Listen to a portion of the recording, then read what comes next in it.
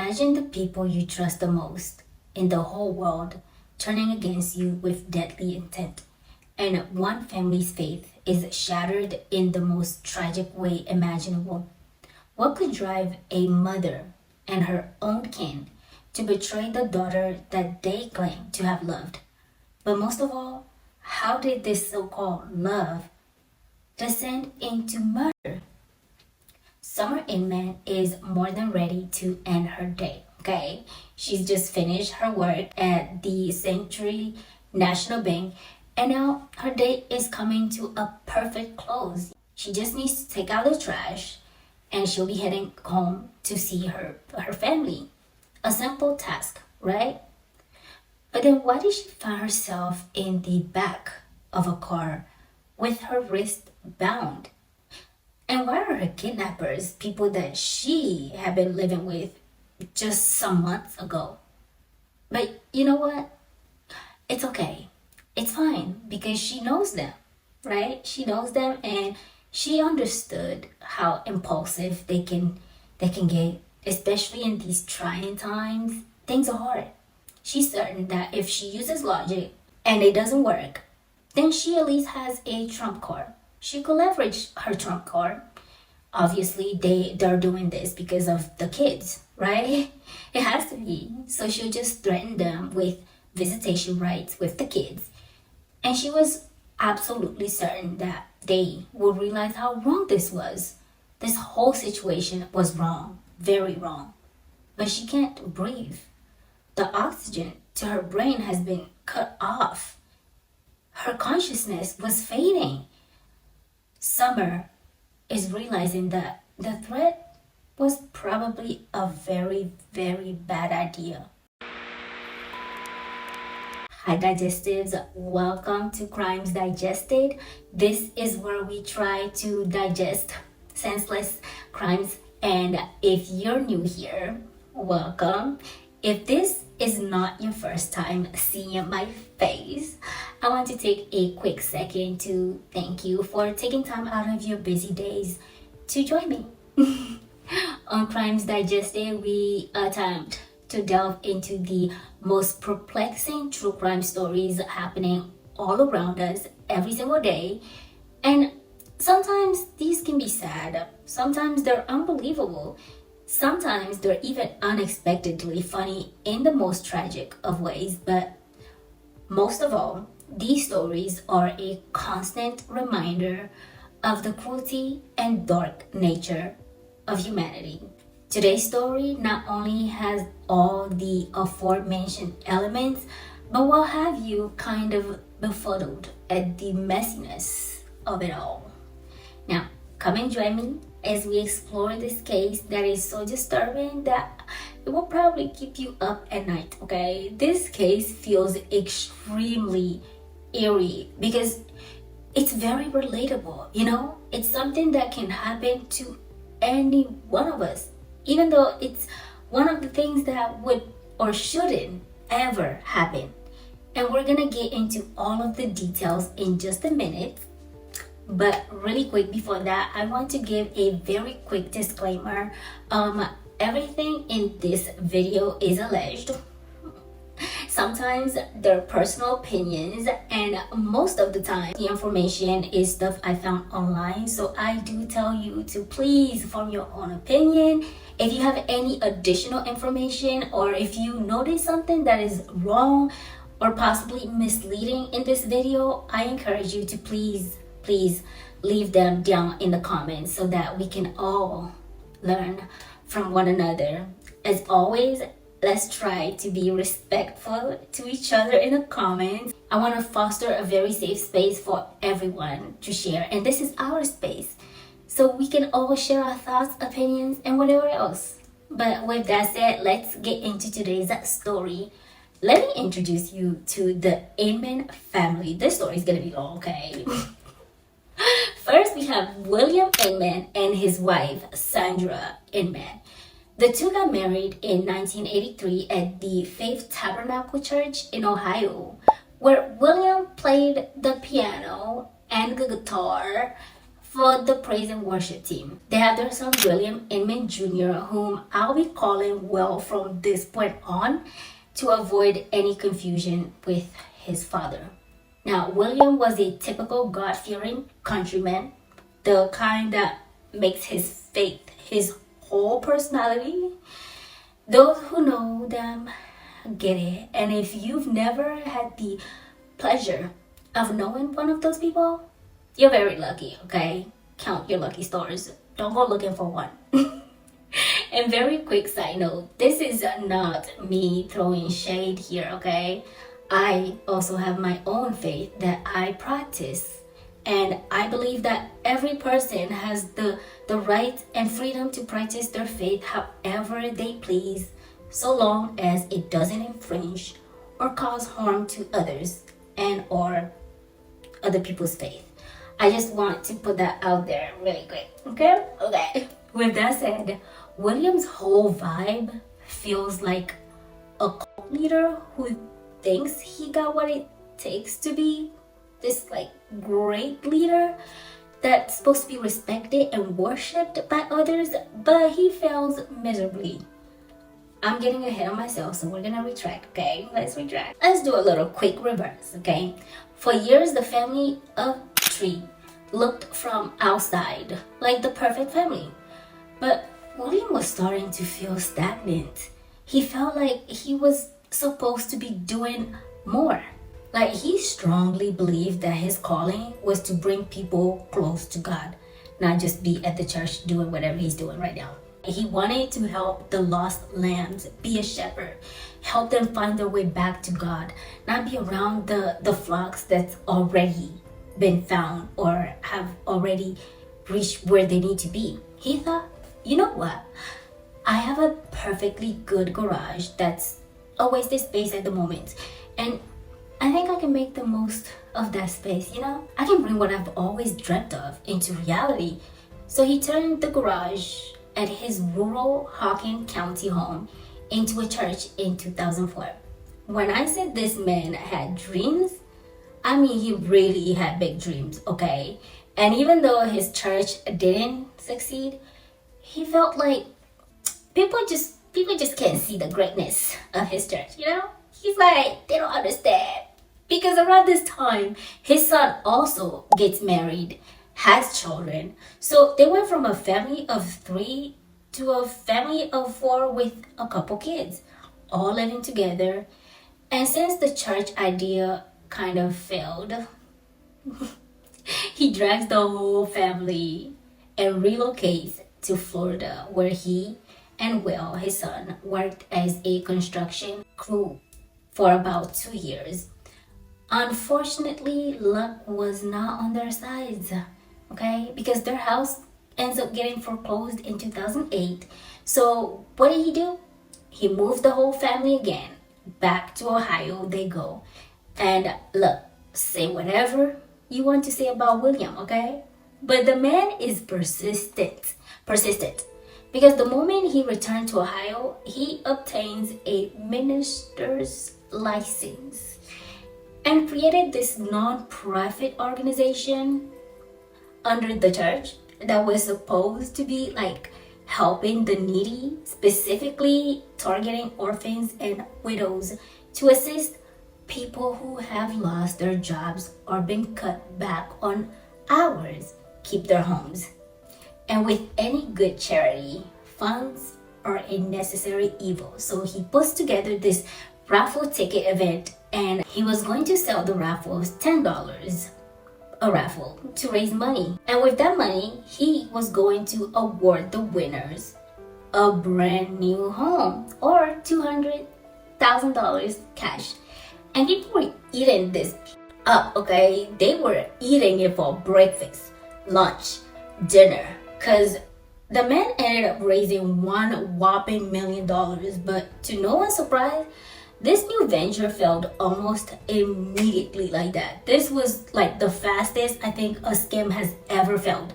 If you know of any other scams that fell apart as fast as this one, please leave it down in the comments so I can read on it. But yeah, this scam was successfully unsuccessful. So, have you noticed anything about this video so far? No? Yes? I won't keep you in suspense, I'll tell you. So far, it seems like no one else in this family has a life, right? And that's because they really don't. They don't. The man of the house is Williams, the god of the house, and his words are law. They took everything he said as the Bible. And even though his ventures were constantly failing and tanking, Sandra Inman, William's wife, was by her man's side. That was her man. His words were her holy temple. And she doesn't seem to think anything was wrong with their situation at all, okay? Because even with that $1 million raise, they still get kicked out of their home and had to move in with his 70-year-old mother. Like, this man is a walking financial black hole, and the son wasn't much help either. He was just following his father and mother around like a little chick. I don't even know what to call him. Like, a mama's boy won't even do this man any justice, but he wants to be a man of the house. Now, let me introduce you to Summer Inman, the wife of Will and the unfortunate victim. Summer and Will met when she was 18 and he 19 during a church picnic, and she liked him enough. She thought he was nice, polite, caring. He was the embodiment of all good things anyone would want in a partner, you know? And that's why right after she graduated from high school in 2004, and with blessings from both their parents or their families, the two end up getting married. According to Summer's mother, the Inman family seemed to really adore her daughter. Like, they loved her. And once she had kids, that love extended to her kids. After the birth of her son, Sandra was unable to have any more kids, and her grandkids kind of became like her whole world. The young couple even asked Sandra and William to be their kids' guardians in case, God forbid, if something ever happened to them. They wanted them to look after the kids, and they agreed. Summer's parents didn't have any objection to this. They also thought, they're really good people. They loved Summer almost like their own daughter. So why would they complain? Summer too loved her in-laws very much, and she dedicated herself completely to her new family. Even when she started to feel like a prisoner in her own marriage, she was all but chained to the house. She's not allowed to go out unless accompanied by either her mother-in-law or her brand new husband. Here's the thing. In the Inman's home, the women are to stay in the house and take care of the kids. That was it. And the men went to work to make money. And personally, I don't think that there's anything fundamentally wrong with this kind of dynamic, as long as both parties agreed to this arrangement prior to the marriage. But that didn't seem to be the case for Will and Summer. Will expected a perfect wife out of her. He wanted a spotless home, a hot meal every single meal, and she used to sleep with him whenever he wanted, however he wanted. He even told her that he wanted 12 kids. 12. But I guess he kind of thought she wasn't going to be able to give birth to 12 kids and also be able to do the housekeeping and all of the other stuff that he's making her do. So he tells her he was going to take a second wife. The man really had guts, okay? Like, this young girl who was still in her mother's bosoms was snatched and practically locked up. But now he wants to bring another woman into the mix. And he was actively looking too. Like, he had all these photos from polygamous websites downloaded on his phone of women that he was going to like choose a second wife from. Summer felt really constrained and unhappy. I mean, who wouldn't in this situation? And she and her husband started having constant disagreements. Constantly. And get this, one day, during a very heated argument, Summer decides to go on a drive to clear her mind. She thought leaving would de-escalate the situation, give both of them some room space to cool down, and so she grabs her cats, puts them in the car, and she drives off.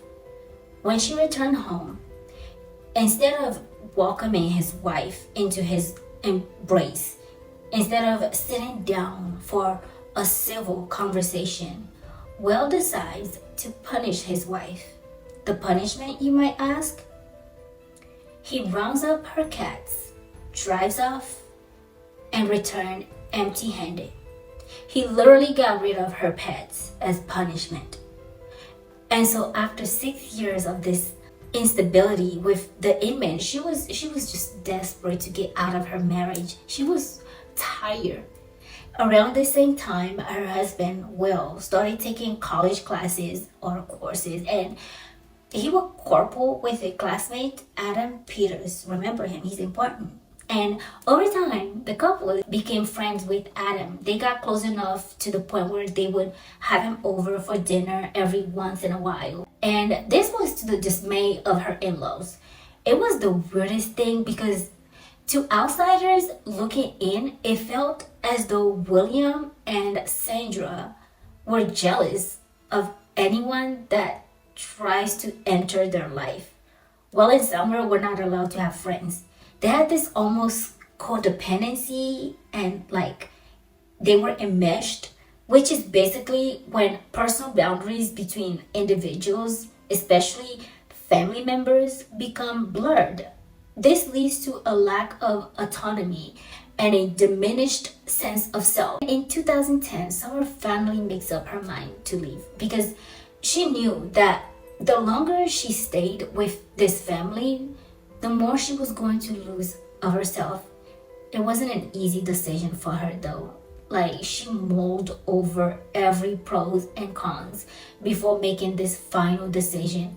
She even started like writing in her journal again about everything that was happening, and an excerpt was taken out and shared during trial, and it reads, "I'm so tired of having to please everyone else, but leaving myself high and dry.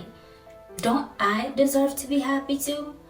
Don't I deserve to fall in love with someone again and feel love from someone again? I think so. I don't know if it's the right time to tell Willie or not.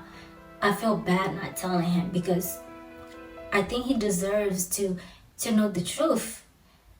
And he deserves to know that I don't want to be with him right now. I want to be alone for a while and just find out who I am again.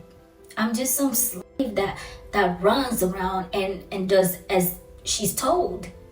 I'm so used to just doing whatever everyone else wants that I've forgotten who I am. I love my kids with all of my heart, and I wouldn't trade them for anything. But I don't want them to grow up remembering their mother as someone that just did whatever she was told. I would be okay with shared custody, and I wouldn't try for full custody unless, of course, he wanted me to or forced me to. I think that the kid should see both of us. They should see both of us the same amount of time, and I just don't know how Willie will take this. I don't know if he will get mad or try to take the kids and run, if he will threaten to hurt me, or worse yet, actually do it. Or if he will be civil about it and let us try separation and see what happens. I know his parents, they will gang up on me and try to get me to just work things out, and they won't want me to leave, but I don't think that I can work things out unless we are separated. I can't focus on what I really want unless I don't have to focus on what he wants. He asked me last night during an argument. He asked what I wanted. I couldn't even answer that. I don't know what I want. I know that I don't want this. I don't want to be unhappy and feel trapped.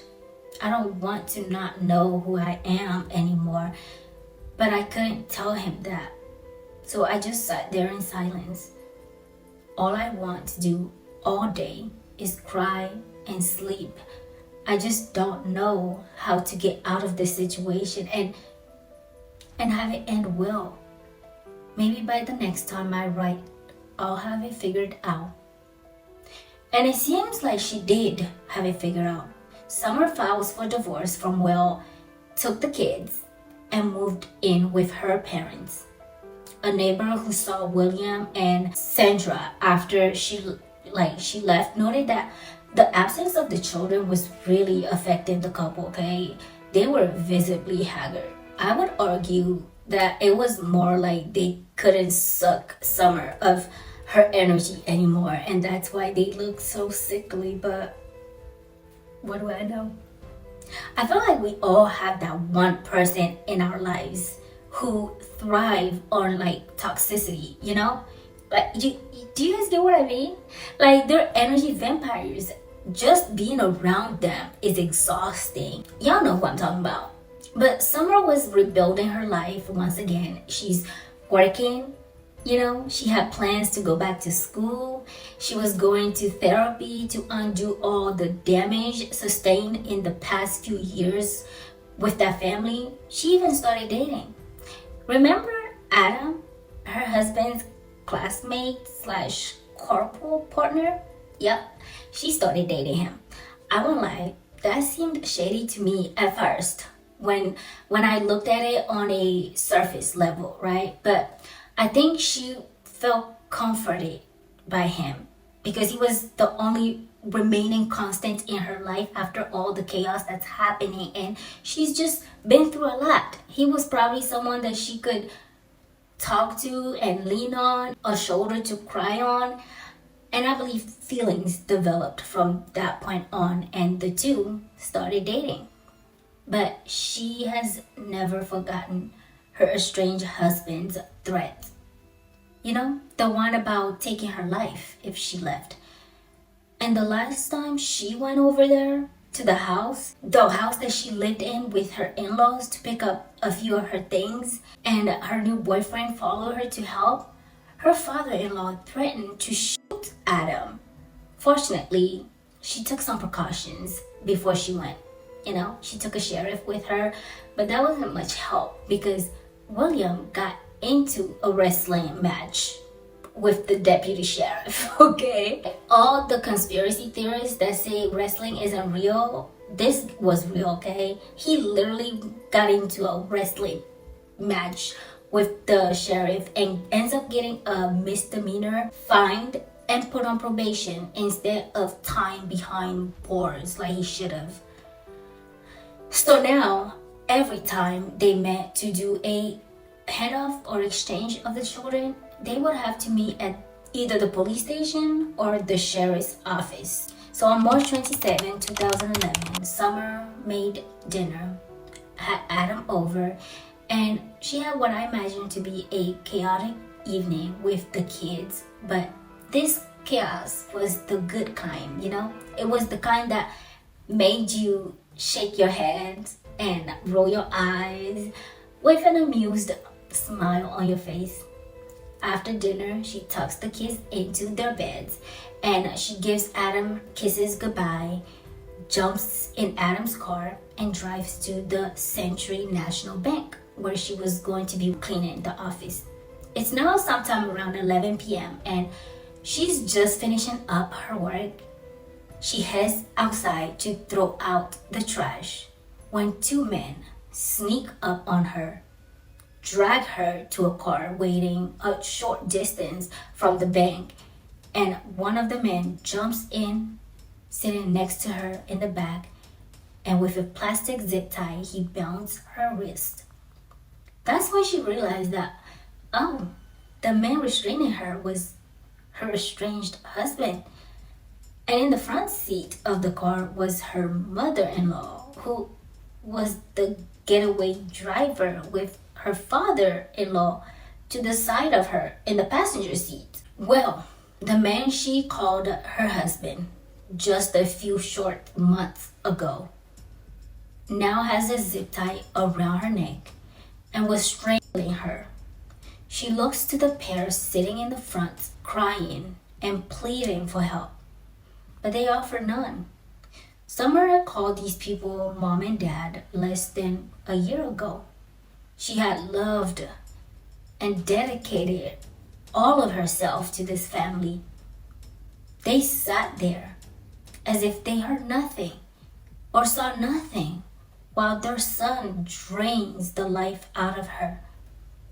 This sounds like a movie or a novel. I mean, I've read so many manhwas where someone's family takes their life and in that very last moment they regress or they're reborn so that they can have a second chance at life to redo everything. More than anything, as I was reading up on this case, in that moment I wished more than anything this was a book. I wish Summer had the chance to go back in time and got away from this psychopathic family, but it wasn't. And Summer never got that second chance. Adam Peters is waiting at the house with his phone in his hand, and any moment now he thought she would be calling any second now. But the phone did not show any sign of ringing. That's weird. This is not normal at all. She usually calls him by this time. The moment she finishes work, she would call him. And if she wasn't able to call, if she wasn't able to talk to him, she'd send him a text. Something must have been wrong. Something was definitely wrong. This was Adam's train of thought as he called Summer's parents to inform them of his concern. He then races to the bank. And Summer's parents, well, the cooks, they called the police. They called to report their daughter's disappearance, that she's missing. And they point the police in the directions of her in-laws.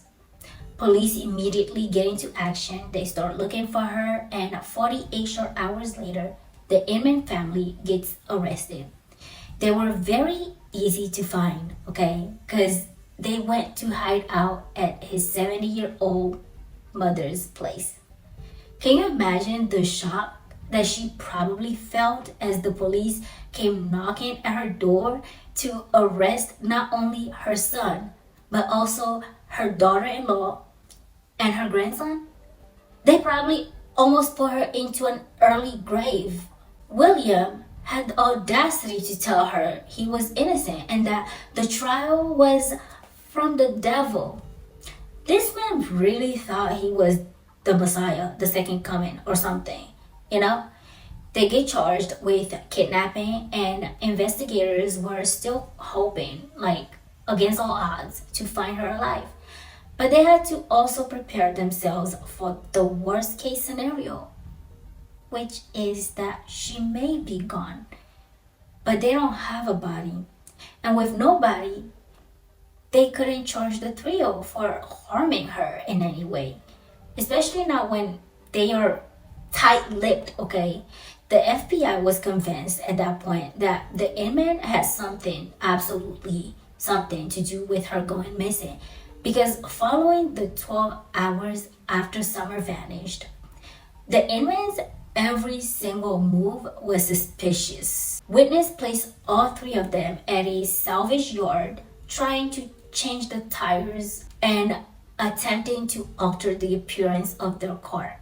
One of the men claimed that he didn't like the tires on the car, and the father removed a police spotlight on the driver's side of the vehicle, and surveillance videotapes showed them at a car wash cleaning their car.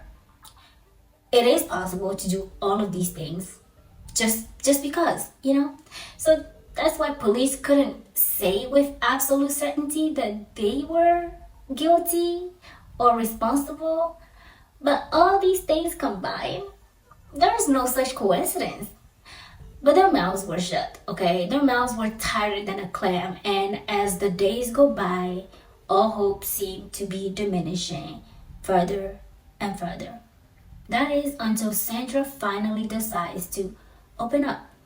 By this point, it had been a week since the disappearance of her daughter-in-law, and the guilt was starting to eat at her. You can see it, okay?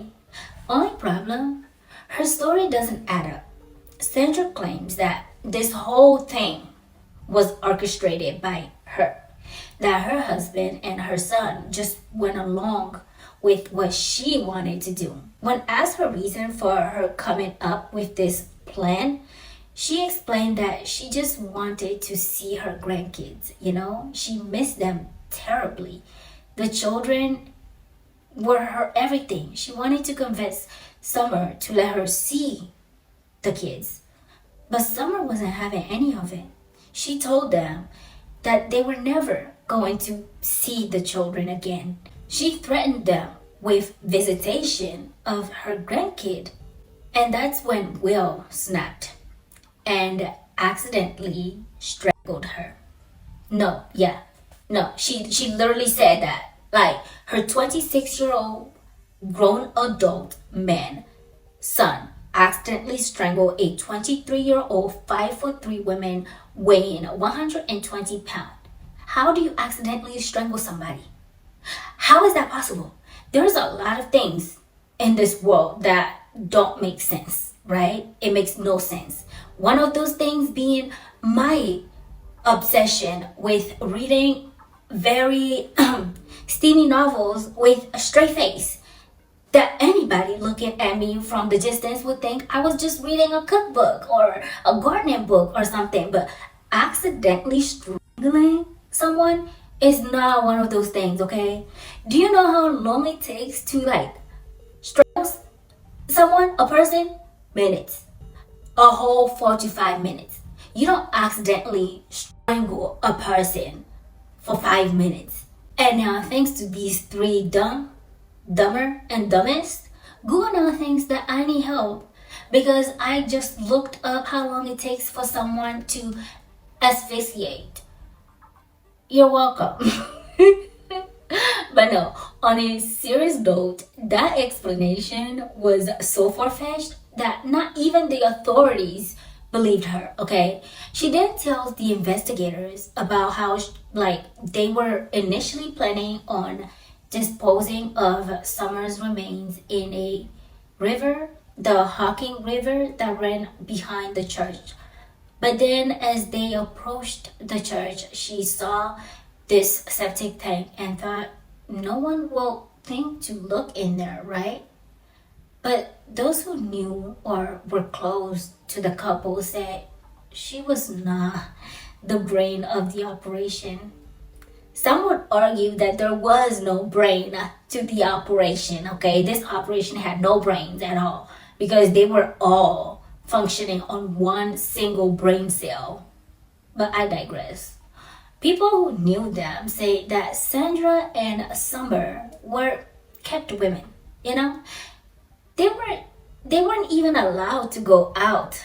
And on the rare occasion that they did go out, they were always dressed from head to toe in black, like they're mourning somebody. Many believe that if anything, she was forced into this whole affair by her husband.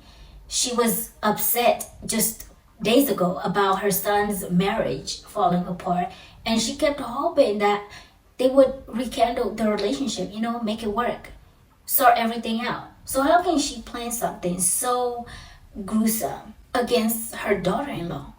Her friends described William, her husband, as being controlling and obsessed with power. The three get tried separately, and the two men showed absolutely zero remorse, no emotion. They didn't even have the decency to look Summer's mother and father in the eye during trial.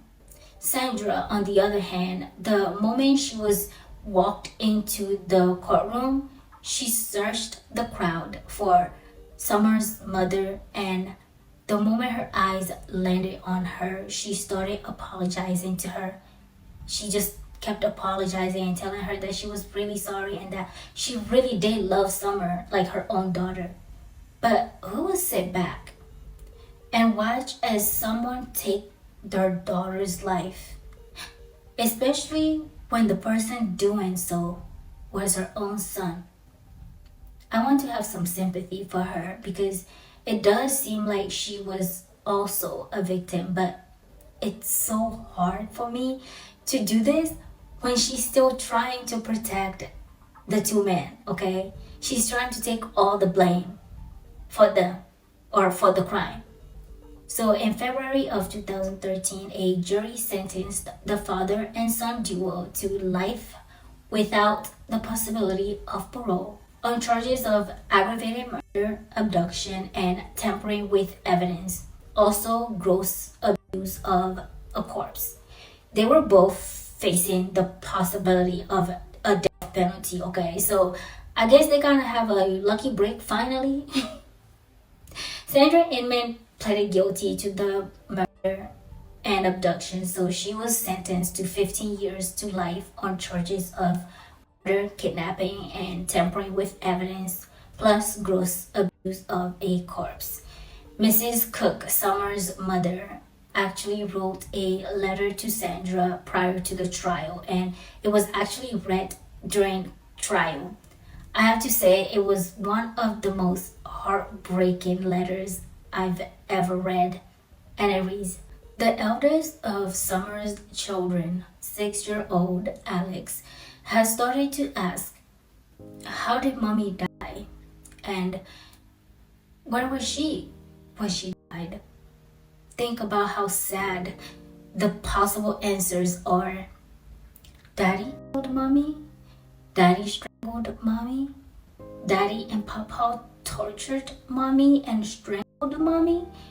Nana only drove the car, listened to the torture screams, and watched mommy be buried in a septic tank. Sorry, Alex, you will never have a mother or daddy." Alex still asks, "When can I see Nana?" "Oh, I'm sorry, Alex. You will never grow up with Nana either." How long will he cry about losing so many people he loves?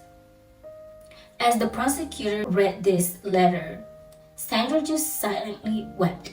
The most tragic thing during these senseless acts will always be the devastation left behind.